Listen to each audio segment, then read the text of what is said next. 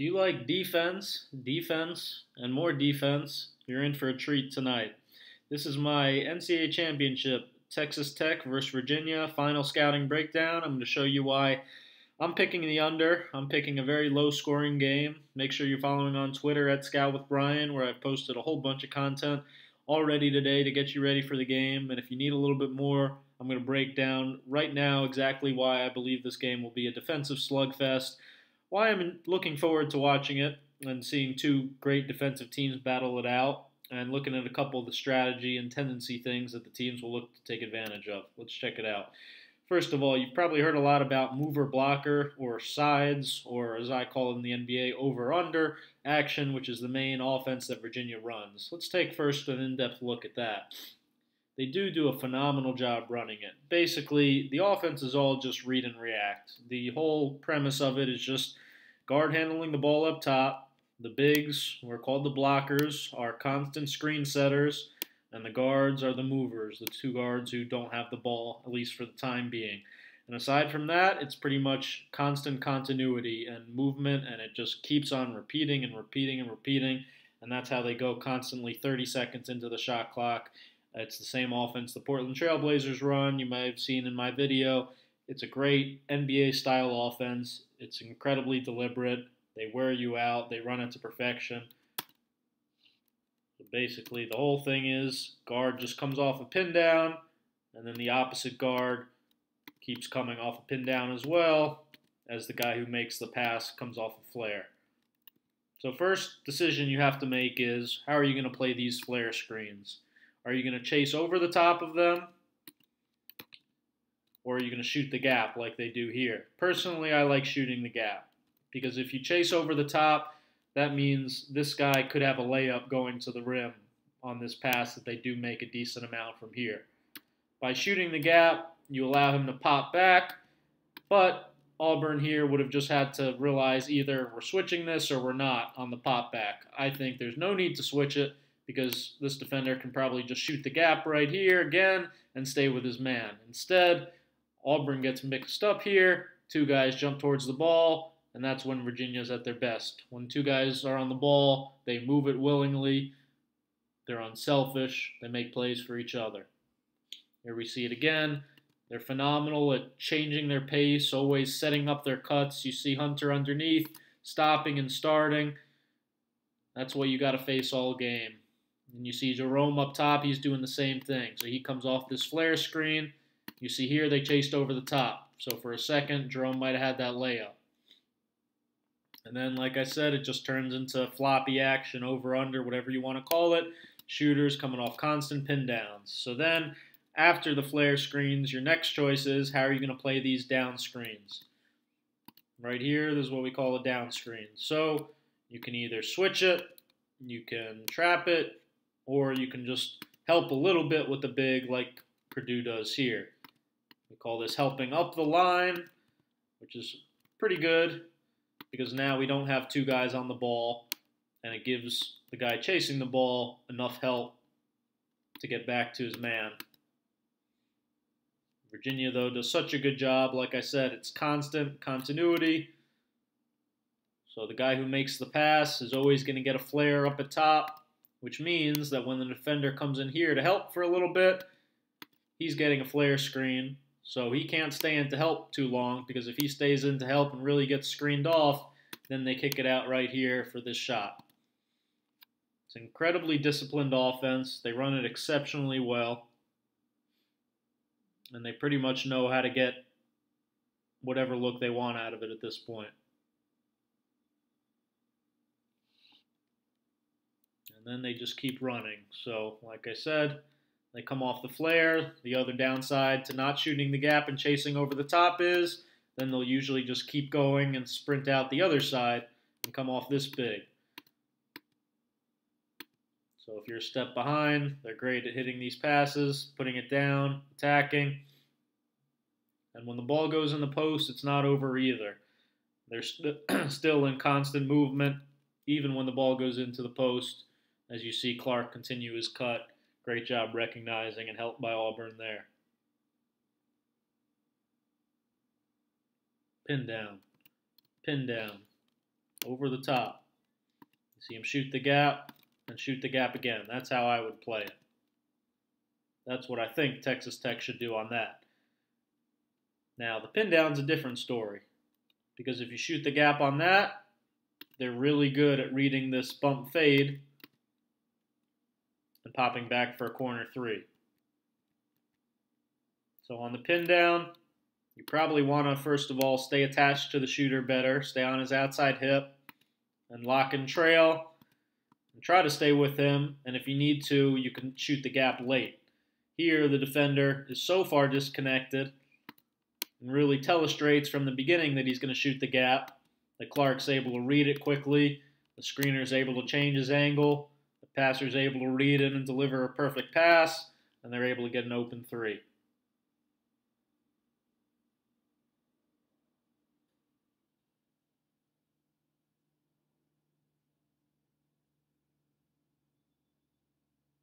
You see they do a great job.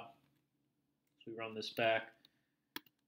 When they come off the pin downs, the passer keeps moving. He flows away from the ball. So the natural instinct and what you should do after you're guarding the guy who made the pass is help on the ball for a second, but you just have to be ready to get back out quickly because this guy's drifting. He's coming off a flare screen. So that's how they get so many of these middle drives. Coming tight curl off the pin down. Jerome in particular is great at keeping his man on his back and getting middle for a floater, which he happens to miss there, but then he hits that three.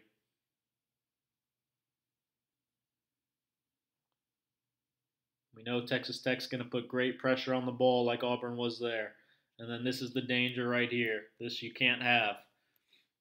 Like I said, if you shoot over the top, first and foremost, if that's the game plan for Texas Tech, if that happens to be, the big has to drop. That's a huge key to defending this play. The big who's setting this flare screen right here is responsible for taking away this cut to the rim. Especially because for Virginia, they don't really have a traditional stretch big. He's not a great shooter. He's a decent shooter, but he'd rather shoot mid-range. The other bigs are more traditional big bangers like Salt.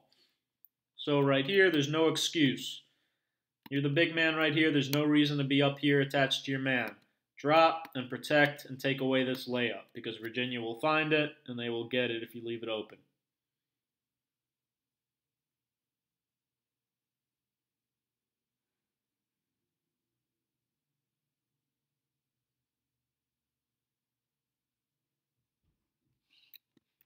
That was great defense by Purdue here.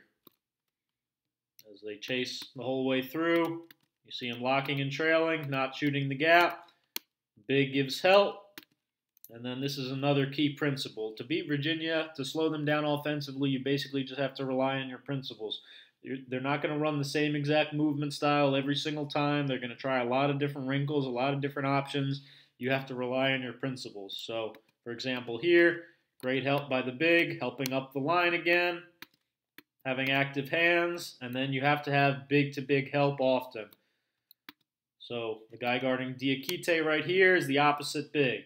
So his responsibility on this play, if they hit the curl and the big man has to step up, Virginia's look automatically is the dump off to try to lead Salt.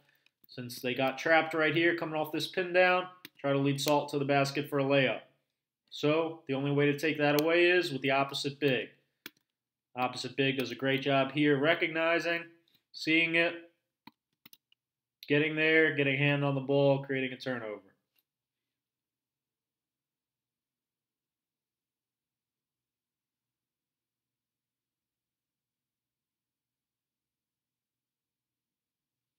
This might be a slightly different call or a slightly different wrinkle, but it's all going to look so similar that you just really have to be locked into everything.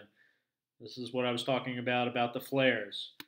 Pass the ball, tendency is to relax for a second, but your guy always ends up drifting away. So if you're in this pack line style defense, which Texas Tech and Virginia both basically play, this shooter's going to drift to the corner.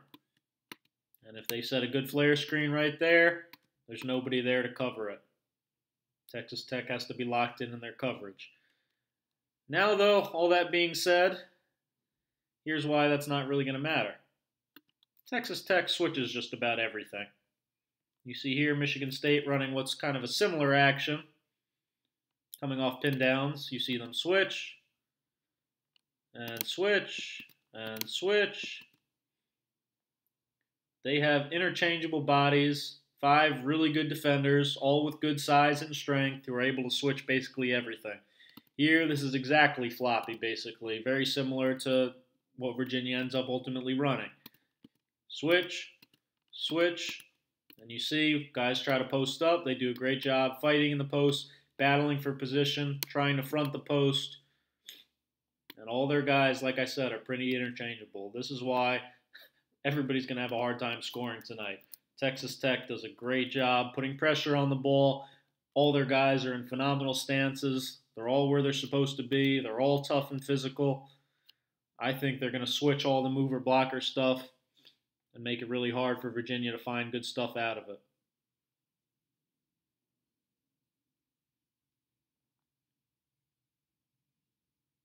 You see it again here. They're great, like the Houston Rockets of last year. Contact switches.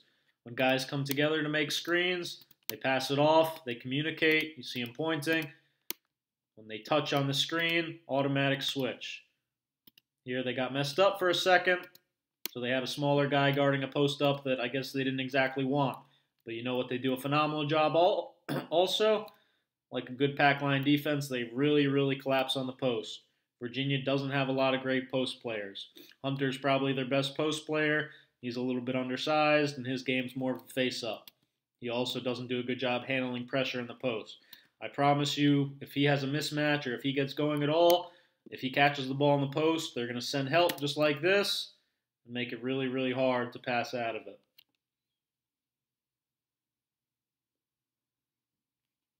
So the other solution is, Virginia's going to run a lot more pick and roll. Okay, that's fine, and I hope they do. But Texas Tech is ready for that too. They switch pick and rolls, again like Houston last year and like most NBA defenses today. And they have really good defenders with low bases who stay low in good stances. And if they come back on a rescreen, they switch again. Look how good this stance is. Look how into the ball they are. Look at the high hands.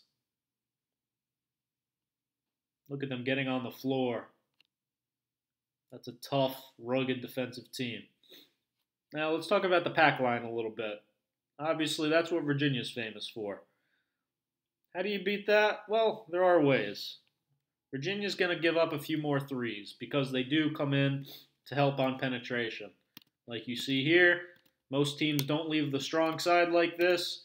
Virginia comes in to help a little bit, which leads to a contested three, which mostly they're willing to live with.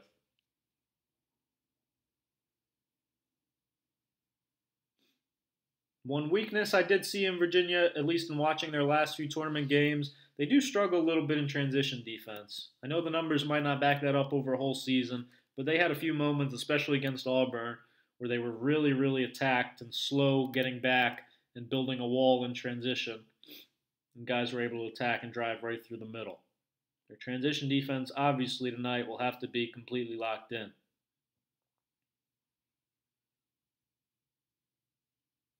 That's basically how you beat the pack line right there. Auburn does a great job here, moving the ball side to side, and then keeping the defense occupied. Texas Tech will have to do that tonight. You see the guys on the weak side, as this side pick and roll goes on, interchanging. So what that does is, Jerome right here, this defender, would like to stay up here at the nail. That's Virginia, that's the pack line. He's supposed to stay in and help. But by interchanging, what happens is the big man sees his guy going to the top, so he wants to go with him. And Jerome is staying in and trying to help stop the ball. So what does that leave open? Once again, the kick out for the three. You see it one more time all the way through. Got to keep the defense occupied on the weak side with exchanges like that.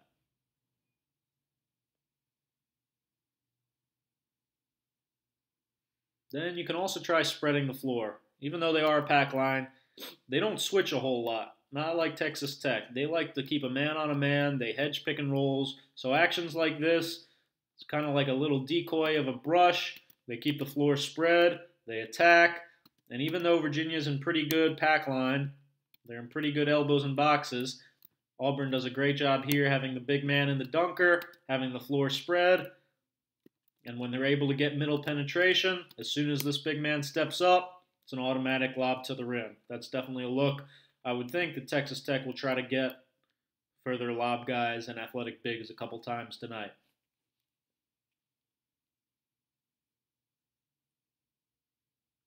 And then, like Texas Tech, though, Virginia does a great job, phenomenal job, swarming on the post. Ball goes inside. They got a lot of hands on the ball. Texas Tech doesn't have a lot of great post-up players either. Culver's more of a face-up guy as well. So when they do have mismatches, I fully expect Virginia to swarm and dig the ball out like this, even though he happens to hit the tough shot there.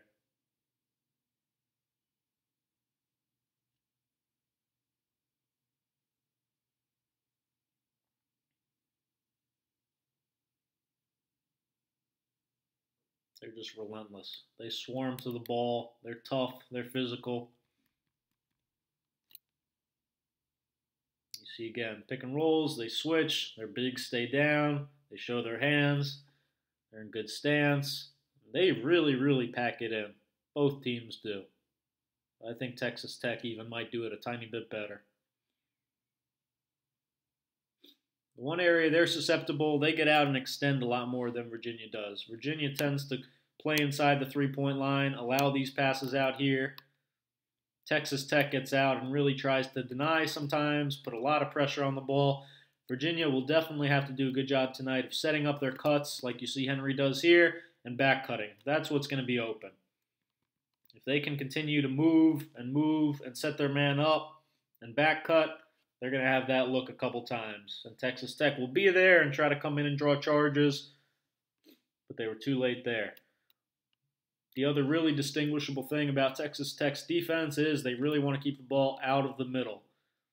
This is similar to like an ice stance in the NBA when you send a side pick and roll to the baseline. The only difference here, there's no pick and roll. Texas Tech, this is their stance when the ball is just on the side, period. They want to keep the ball on the side of the floor and keep you basically stuck and not able to get the ball back to the middle and run your offense. Virginia's is very used to a lot of heavy ball pressure and they're really good ball handlers, but this is going to be an interesting wrinkle too in their mover blocker stuff when Texas Tech really jumps into them and tries to keep the ball on the side of the floor. That's not what Virginia wants to run, and if they get stuck on the side of the floor, that'll play exactly into Texas Tech's hands.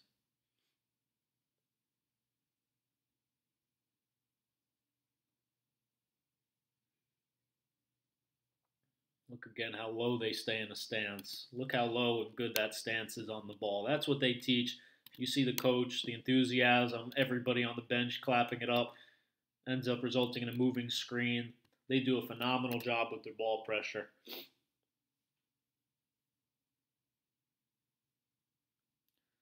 Last but not least, let's talk about beating the hedge a little bit. This is something, again, another thing that Texas Tech will have to do tonight to attack Virginia's defense. So one way to beat it, first of all, and this clip is kind of a combo with the pack line as well, Virginia's going to hard hedge. So unlike Texas Tech, they're not going to switch. They want to get out and really show. So a couple ways to beat that. First, you can do this. You can split it. Okay?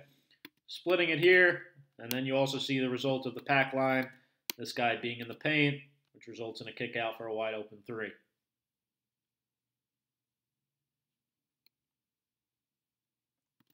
You see it again. Every pick and roll, basically, they get out in a really hard hedge. So, a couple things you have to clean up for Auburn here, and we'll see if Texas Tech makes the adjustment and plays it the right way tonight. You cannot have the ball side block occupied, meaning if they come and set the side pick and roll, this guy has to be on the weak side, in the weak side dunker over here, or spaced out to the three-point line. Even if he's strong corner, that's fine. He cannot be in the post, because if he's in the post, what that means is, as you see the hedge right here, this guy's going to pop, and what ends up happening is these two bigs are basically on the same plane. So Salt is able to pretty much play both.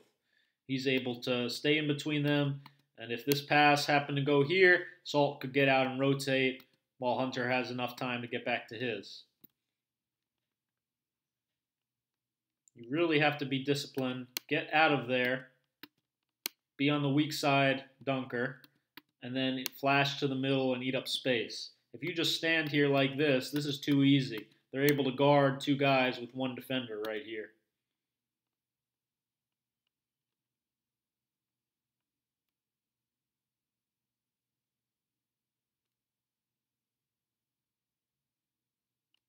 Same thing virtually, right? We call this again. As he pops, he's pretty much on the same plane as this guy down here. So what that allows is this defender right here, he's the low man. So he's able to go and choose, do I rotate to the shooter, do I stay home? Here, he's able to just stunt at the shooter, and the hedge man has enough time to get back to him. Now, if this guy, instead of being down here, what he needs to do is, right at the time of the screen, as in right now, he needs to go flash right in this area right here, or right around the free throw line, and eat up space. Because if he does that, if he flashes strong and eats up space, then this guy will have to make a decision. He'll either have to go up with his man and guard him in the middle right here, or he'll have to stay back, and this guy right here flashing to the middle will have an open shot. By staying down here, both bigs are low, they're on the same plane, they're able to guard both, get back to their own man, and everything's fine.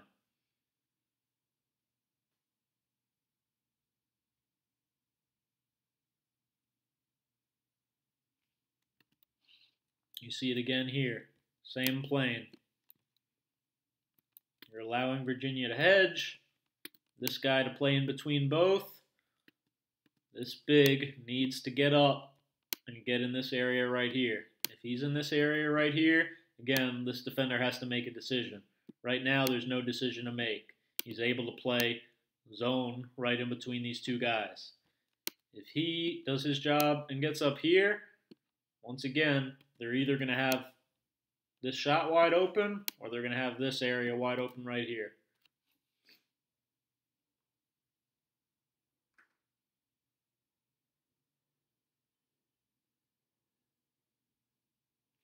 Did you see what was open there?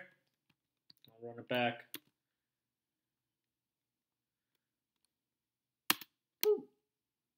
You also have to keep your eye on the roll. This is a dribble handoff action, so they're going to get out and hedge that too. Virginia does a good job bumping the cutter, bumping the roll, but he doesn't hold him all the way through because he's concerned about getting back out to his man. So if the ball handler keeps his eyes up on the rim here, he'd be able to lead this guy right to the basket for a layup. That's open. Texas Tech should look for that tonight.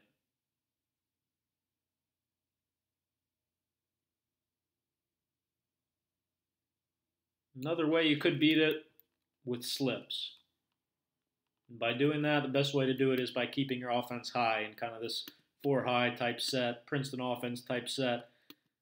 By having the other big man up high and slipping out of this pick and roll, you see here, now the bigs are not on the same plane. This big slip to the rim, and the other big's up high. So Virginia right here is messed up. They're used to having this big man be able to be down here and protect against the hedge. But since the big is up high, the only guy to see it is Jerome, and he's a little late in recognizing.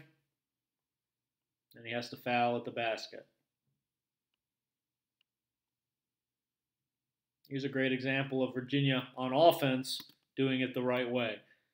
They know how to do it against shows. They won't go against that with Texas Tech, but they do know how to beat their own defense, which is, like I said, at the same time as the side pick and roll, eat up space in the middle. Get off the same plane. Be in the middle, roll hard. So we saw what happened. This guy was trying to play both. He was trying to just sit here and be able to help here for a second until he got back. But because this guy flashed up to the free throw line, he had to make a decision. And his decision was to go with him, which left the roll open long enough for him to finish at the basket. Those are a few of the key things to look for tonight. And a big part of the reason why, like I said, I think it'll be a really low scoring game. My prediction, Texas Tech wins 50 to 48. Sorry, Virginia. I think it'll be a great game. I think it'll be a defensive battle. I think both teams are phenomenal, and I look forward to watching it. I hope you enjoyed this scouting breakdown, though. If you liked it, please, again, thumb up, subscribe. Make sure you're following on Twitter at ScoutWithBryan. And if you really, really enjoyed it, patreon.com/ScoutWithBryan. You can subscribe for even just $1 a month and get access to special features like a private monthly chat with me. Thank you very much for watching. I really appreciate it. Leave a comment, thumb up, let me know what you think. Thanks.